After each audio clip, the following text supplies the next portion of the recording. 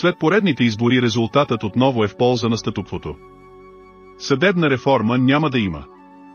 Защото ако такава наистина се направи, днешният политически елит ще бъде изметен за няколко месеца.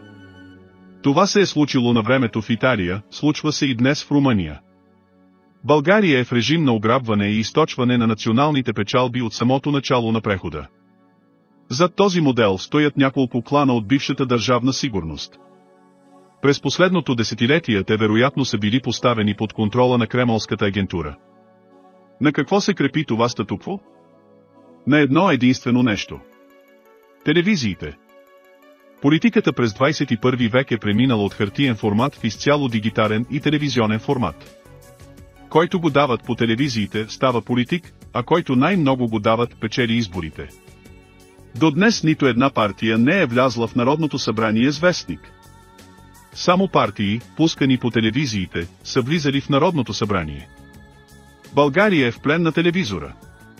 Нацията буквално е под медийна хипноза. Истинските, сериозните политически дебати са преминали в интернет, в социалните мрежи, в независимите сайтове. Но няколко хиляди блогъри, автори, журналисти и граждански активисти биха могли да обърнат статуквото, ако успеят да се обединят под каквато и да е било форма. Само да се разобличава и да се пишат постове вече е крайно недостатъчно. Никоя партия и никоя медия не се интересува от това.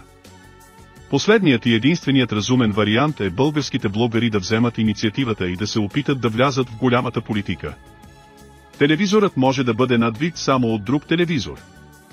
Дори и да бъде YouTube телевизионен канал.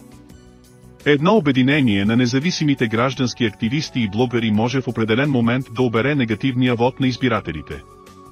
Сега това правят куриозни партии като Възраждане, Има такъв народ и други.